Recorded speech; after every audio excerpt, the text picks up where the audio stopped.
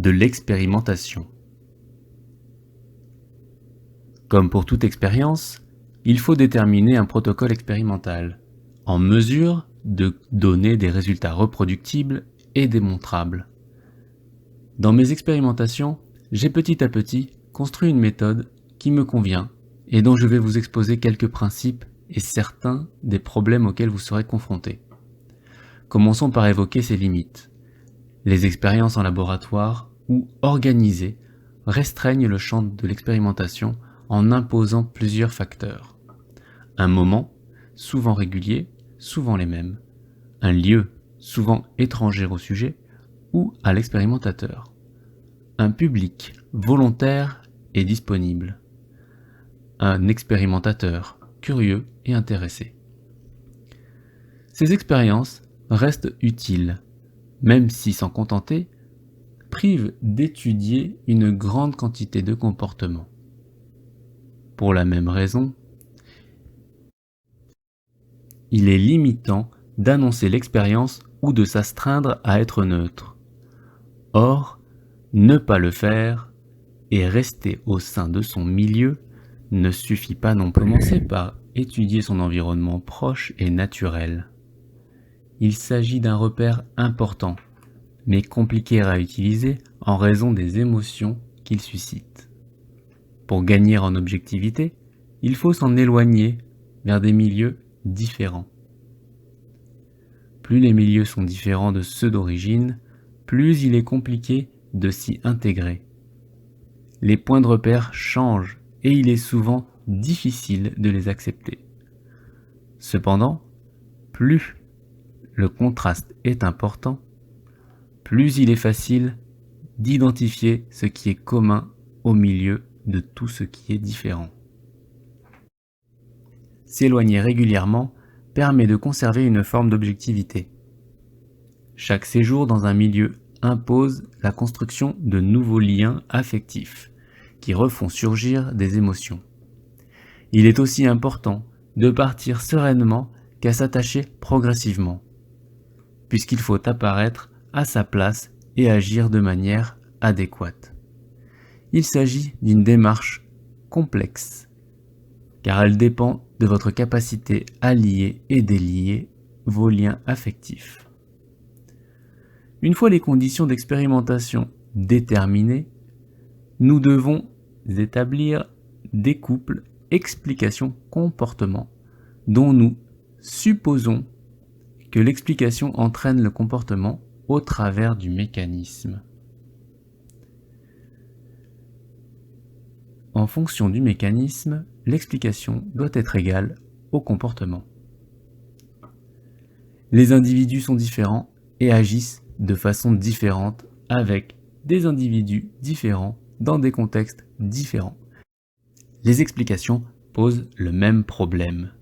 Elles sont toujours légèrement différentes, vocabulaire, contexte, ordre, style, etc.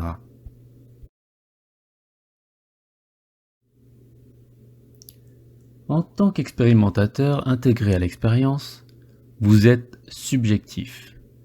Il en est de même pour tous ceux qui sont autour de vous. Chaque individu agit comme un filtre et présente ce qu'il peut. Ce filtre a vocation à faire apparaître ses qualités et ses défauts tels que chacun se les imagine. Lorsque le comportement étudié est un peu marginal pour son auteur, ce dernier le rejette ou l'interprète en donnant une explication alambiquée, susceptible de le présenter de façon à apparaître comme à son habitude. Cette tendance à se mettre en valeur est plutôt stable tant que l'environnement est stable. Il est donc possible de les utiliser, bien que cela nécessite une vaste compréhension du fonctionnement des filtres. Pour commencer, il est préférable d'éviter de prendre en considération ce qui a été relevé à travers une accumulation de filtres et de réaliser les relevés soi-même. Même si l'expérimentateur est subjectif, il vaut mieux se baser sur un filtre stable que sur une succession de filtres tous différents. Par conséquent, les relevés peuvent manquer de fiabilité. Il faudra faire avec. Un relevé n'est jamais neutre. Il s'agit d'être témoin, mais également agissant et interférent. La source principale d'erreur de jugement est liée à l'état émotionnel. Il doit être stable dans un milieu récent et s'agiter dans un milieu ancien. Cet indicateur permet d'avoir une idée de sa capacité à être objectif et donne une indication sur la fiabilité du relevé.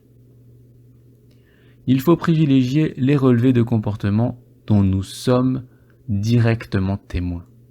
L'explication doit venir directement de son auteur et doit être relevée rapidement. Or, c'est un moment particulier, car aborder quelqu'un en insistant pour obtenir l'explication de son comportement peut être gênant. Son comportement peut lui paraître normal et anodin. En l'interrogeant, nous le mettons dans une position désagréable en lui demandant de justifier ce qu'il vient de faire. Il est courant de penser que ce que nous faisons est normal et n'a donc pas à être expliqué.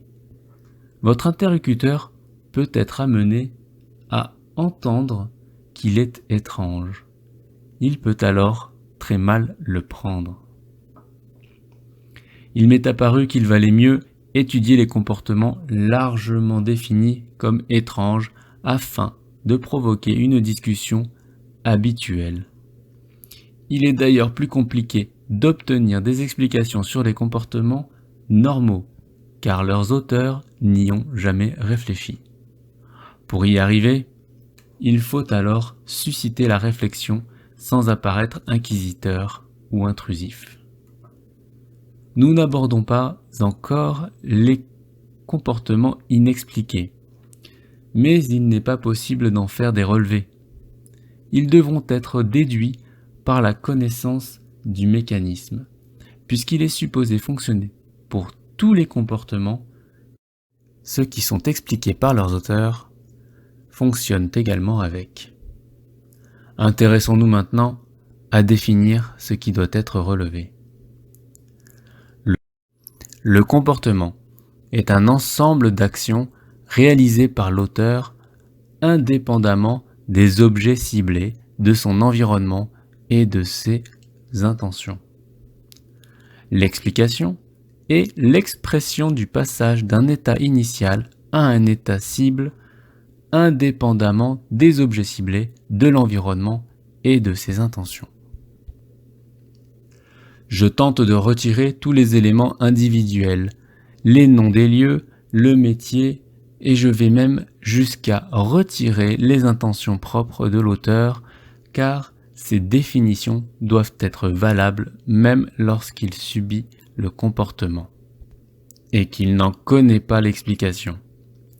Il faut bien évidemment éviter le questionnaire demandant si le sujet a adopté un comportement en lui proposant d'expliquer là où les raisons, sauf si cela semble naturel dans le contexte. Une réponse écrite donne la possibilité de penser son explication avant de la formuler.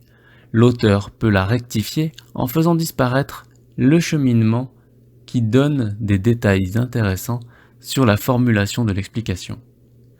J'ai beaucoup privilégié le recueil de l'explication orale, permettant ainsi d'avoir un niveau de détail maximum sur la formulation, le cheminement, la définition des mots employés, l'assurance, etc. L'entretien pour recueillir l'explication donne une foule de détails qui, d'ailleurs, apparaissent parfois douteux. Après avoir relevé ces couples explication-comportement, exploitons-les.